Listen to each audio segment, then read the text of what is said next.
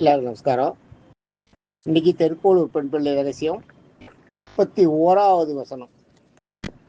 31வது வசனம் என்னன்னா, ஒரு 30வது வசனத்துல கடிந்தவனை கண்டேனோ திருமங்கையார் போலே பார்த்தோம். 31வது வசனம், உடை முதல் ஆனதானேனோ அனந்த ஆழ்வார் போலே. உடை முதல் ஆனேனோ அனந்த ஆழ்வார் போலே அப்படிங்கிறத அர்த்தம். அது உடை முதல் ஆனதானேனோ அனந்த ஆழ்வார் போலே அப்படி சொல்லாத. ஆனால் குடை முதல் ஆனதேனோ அப்படிதான் சொல்லுவா. குடை முதல் ஆனேனோ அனந்தாழ்வார் போலேன்னு. குடை முதல் ஆனதானேனோ அனந்தாழ்வார் போலே அப்படிங்கிறதாக இந்த வசனம். எப்படின்னா இதுல என்னன்னா, அனந்தாழ்வார்ன்றது வந்து ஆதிசேஷனை சொல்றா. இந்த ஆதிசேஷன் யார் தெரியுமா? காசியபர் கத்ரு அவளோட புள்ள. அந்த அனந்தாழ்வார் வந்து காசியபர் கத்ருவோட புள்ள. அவருடைய இன்னொரு புள்ள வாசுகி, இன்னொரு புள்ள தட்சகன். அது மாதிரி அவர் 100 பிள்ளை. கத்ருவுக்கு 100 பிள்ளை, 100 நாகப்பாம்பு. 100 பாம்புகளில் வந்து ஆதிசேஷன் தான் பெரியவன். அடுத்தது வாசுகி. ஆதிசேஷன் வந்து கத்ரு தான் வளர்ந்துட்டு இருக்கா. ஆனால் கத்ரு வந்து இந்த வினதையை பழி வாங்கிறதுக்காக சில காரியங்கள்லாம் பண்ணா பாருங்க. அந்த அந்த குதிரை போகும்போது அதனோட வாழை கருப்பாக சுற்றிக்க சொல்லி பிள்ளைகளை நிர்பந்தித்தா. பார்த்தீங்களா? 100 பிள்ளைகளை நிர்பந்தித்தா. கத்ருவுக்கு 100 நாகப்பாம்புகள் பிள்ளைகள். அந்த குழந்தைகளை இவன் என்ன பண்ணா, இவளோட தங்கை தான், கத்ருவோட தங்கை தான் வினதை. 2 பேரும் ஒரு அக்கா தங்கை தான். இருந்தாலும் வினதையை வந்து நம்மளுக்கு அடிமையாக்கணும்னு அவளுக்கு கத்ருவுக்கு ஒரு எண்ணம், மனசுல கெட்ட எண்ணம் வந்துடுது. இவளை நம்மளுக்கு சேவகம் பண்ண வைக்கணும்னு இவன் என்ன பண்றா. அதுக்காக ஒரு நாள் சும்மா தேவையில்லாத ஒன்பது ஆகாசத்துல போயிட்டு இருக்க இந்திரனோட குதிரை. அந்த குதிரை எது எப்படி வந்ததுன்னா, பார்க்கடலை கிடைச்சப்போ வந்தது. பார்க்கடலை கடைந்தப்ப வந்ததுல அதுவும் ஒன்று. ஐராவதம் ஒன்று, உச்சிஸ்ரவரசு குதிரை ஒன்று, மகாலட்சுமி எல்லாம். முதல்ல வந்தது ஆலகால விஷம். அடுத்தது வந்து கற்பக விருஷம், காமதேனு, ஐராவதம், உச்சிஸ்ரவரஸ், மகாலட்சுமி எல்லாம். இதெல்லாம் அதுலேருந்து வந்தது தான். சமந்தகமணி இது எல்லாமே பார்க்கடல்லேருந்து வந்தது தான். இதெல்லாம் பார்க்கடல்ல வந்தப்ப இந்த பெருமாள் தூட்டின்னு இருக்காரு பாருங்க, அந்த மணி, அதுதான் சம்பந்தக மணின்றது. அந்த சம்பந்தக மணி தான் அந்த சத்ராஜித்து கொண்டு போய் வச்சுட்டது. சூரியன் சத்ராஜித்துக்கு கொடுத்தது. அப்புறம் சம்பந்தக மணியை சூரியன் வாங்கிறார். சூரியனுடைய குதிரைகள் 7 குதிரைகள். அந்த குதிரைகளும் அந்த இதில் வந்தது தான். சூரியனுடைய குதிரைகள் இப்போ 7 குதிரைகள் பூட்டியது அந்த இது அஸ்வம். அதுவும் அவரது தான். அதுவும் திருப்பார்கடல் கடையும் போது வந்தது தான். அந்த 7 குதிரைகளை வந்து தனக்கு 7 குதிரைகளோட தேர், அந்த தேரை தனக்கு வேணும்ட்டு சூரியன் வாங்கிக்கிறார். மகாலட்சுமி வந்து அவளாவே இப்போ மகாவிஷ்ணு கிட்ட போயிடுறா. ஐராவதத்தை இந்திரன் வாங்கிக்கிறான். இந்த குதிரையை ஐராவதத்தையும் இந்த குதிரையும் இந்திரன் வாங்கிக்கிறான். அது மாதிரி ஒருத்தரும் ஒன்று வாங்கிக்கிறான். கற்பக வருஷத்தை வந்து அதையும் இந்திரன் தான் வாங்கிக்கிறான். இந்திரன் வாங்கிட்டு இந்திர லோகத்தில் கொண்டு போய் அதை பாரிஜாத பூக்க வைக்கிறான். காமதேனு வந்து அது காமதேனு வந்தது இல்லையா? காமதேனுவை தான் மகாவிஷ்ணு வந்து இவரை கொடுக்குறது, வசிஷ்டர் கொடுக்குறது. வசிஷ்டர் கொடுத்து வசிஷ்டர்கிட்ட 2 குட்டி 2 கண்டு போடுறது.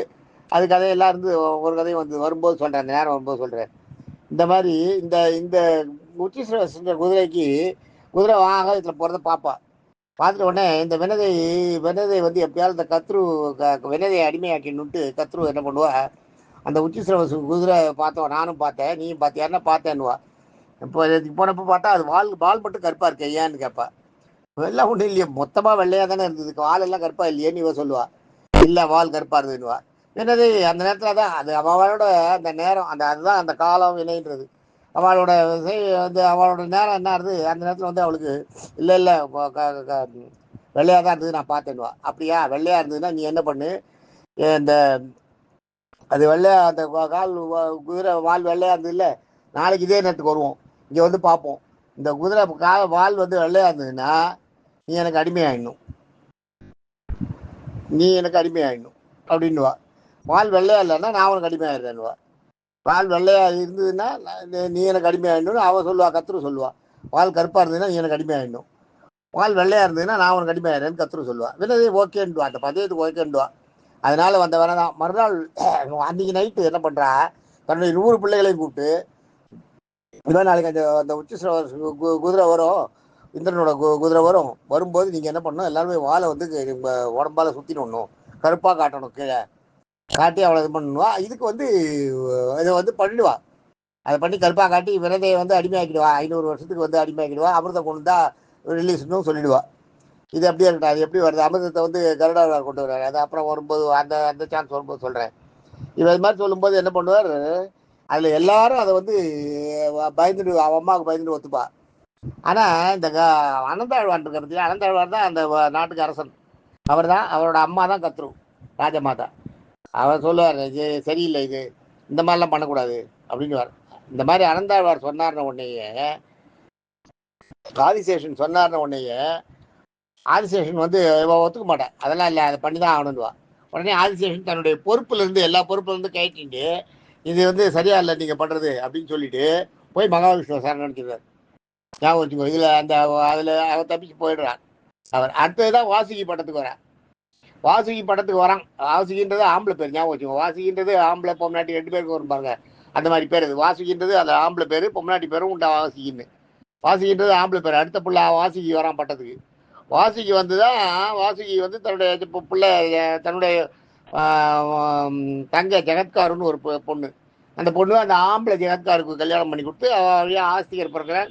அவர் கல்யாணம் பண்ணி கொடுத்த உடனே ஆஸ்தி இந்த வாசுகி வேண்டது என்னென்னா, அம்மா என்ன பண்ணுவா, அதுக்கு நடுவில் ஒரு சாபம் கொடுத்துருவா. நீங்கள் நான் சொல்கிறத கேட்கலன்னா, நீ கேட்கலையா, நீங்கள் நான் சொல்கிறத கேட்க மாட்டீங்களா, நீங்கள்லாம் போய் இதில் இது நீ இந்த வம்சம் உருப்படாது, செத்து போயிடும், எல்லாரும் செத்து போயிடுவீங்க அப்படின்வா. நீங்கள் 100 பிள்ளைகளை வந்து மடிஞ்சிருவீங்கன்னுவா. இதில் தப்பிச்சு போகிறது வந்து தட்சகன் அங்கேருந்து தப்பிச்சு போயிடுறான், அவன் தப்பிச்சுடுறான். இந்த ஆதிசேஷன் முன்னாடியே கிளம்பிடுறார், எனக்கு நாடு வேண்டாம் அப்படின்ட்டு. ஆதிசேஷன் போயிடுறார். வாசுகி மட்டும் அடுத்து அவனை தான் அரசனாக்குறாங்க கத்ரு. தான் ஒரு அவசரப்பட்டு அந்த மாதிரி ஒரு சாபம் கொடுத்துருவான். இந்த சாபத்துக்கு பயந்துட்டு எப்படியாவது நீங்கள் வந்து எனக்கு வந்து ஒரு பிள்ளை பிறக்கணும், இந்த சாபத்தை இந்த வம்சத்தை காப்பாற்றுறதுக்கு ஒரு பிள்ளை பிறக்கணும், நாக வம்சத்தை அப்படின்னு வேண்டுவான். அதில் பிறந்தது தான் அந்த ஆம்பளை அவளோட தங்கை ஜெகத்காரன்றத ஒரு ஆம்பளை ஜெகத்கார முனிவருக்கு கல்யாணம் பண்ணி கொடுத்து அவள் 2 பேர் இருந்து அவளுக்கு பிறந்தவரும் ஆஸ்திகர். ஆஸ்திகர் தான் போய் அந்த சாபத்தை, அந்த யாகத்தை நிறுத்துறார். அபசர்ப்ப யாகத்தை நடத்துகிற, ஜனவேஜன் நடத்துகிற அபசர்ப்ப யாகத்தை போய் நிறுத்துறது அவர் தான் போய் நிறுத்துறார். அந்த கதையெல்லாம் முன்னாடியே சொல்லியிருக்காருன்னு நினைக்கிறேன், அதை பண்ணியிருக்கார். அப்படிப்பட்ட அந்த ஆதிசேஷன் வந்து பெருமாள்கிட்ட போய் சேர்ந்துறார் இல்லையா.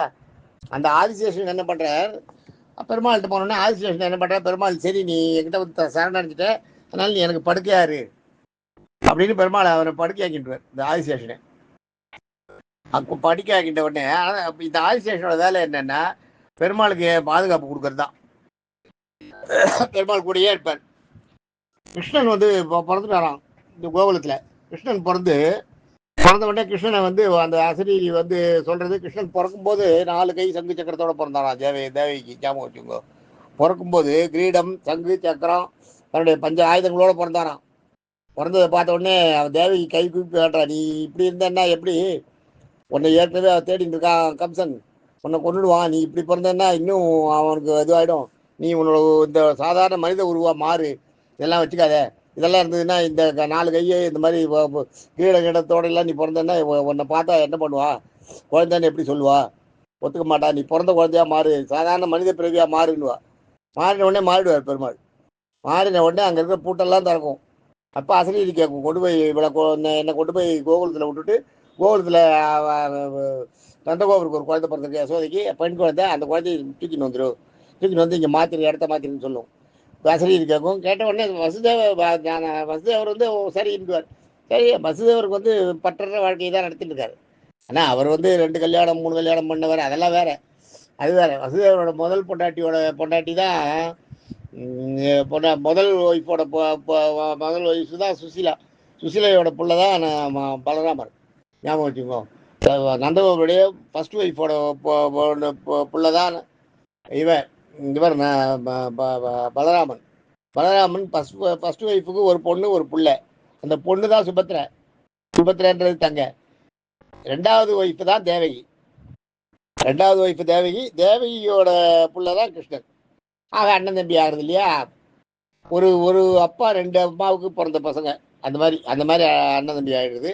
அந்த மாதிரி பிறந்தது அந்த இவர் என்ன பண்ணுறார், கொண்டு போய் விட சொல்லி இது பண்ணுறார். உடனே இவர் கொண்டு போய் அங்கே அதை கொண்டு போய் அப்படியே எடுக்கிறார். குழந்தைய கையில் தூக்குறார். தூக்கின உடனே அந்த காவலர்கள்லாம் மயக்கம் போட்டு விடுறா. பூட்டெல்லாம் தானாக திறக்கிறது. நேராக போகிறார். வெளியில் போகிறார். ஆற்று மழை அது பாட்டுக்கு அடிக்கிறது. இவர் பாட்டுக்கு போகிறார். போகும்போது இந்த காற்று மழை மேலே படாமல் இருக்கிறதுக்கு இந்த ஆதிசேஷன் கொடையாக மாறி பிடிச்சின்னு வராராம். அப்படியே அந்த கிருஷ்ணன் வந்து மூடிகிட்டே வராராம். மூடிகிட்டே போகிறாராம். மூடிகிட்டே போய் அதுக்கப்புறம் வந்து யமுனை நதிக்கரையில் போய் நிற்கிறாராம். நின்ன உடனே யமுனை தானாக வழி விடுறதாம். யமுனை 2 பாகமாக பிரிஞ்சு அணை கட்டின மாதிரி போய் நடுவில் பின்ன பெரிய வழியை உண்டாக்கி இவரை யமுனையை கிராஸ் பண்ணுறதுக்கு வழி விடுறதாம். யமுனை நதியை தாண்டி போய் அங்கே கொண்டு போய் வச்சுட்டு வந்துடுறார். அங்கே நந்தகோபர் வீட்டில் வந்து யசோதைக்கு குழந்தை பிறந்திருக்கும். யசோதை குழந்தை பிறந்தவொடனே இந்த குழந்தைய வச்சுட்டு அந்த குழந்தைய எடுத்துகிட்டு வர அங்கேயே எல்லாரும் மயக்கமாக இருப்பா. ஒருத்தருக்கும் ஒன்றும் தெரியாது. இது எல்லாமே வந்து ஒரு மாயை தான். அப்படியே மறைஞ்சிடும். குழந்தைய கொடுத்துருவார். இந்த குழந்தைய கொண்டு இங்கே வச்சுருவார். அந்த நேரத்தில் அந்த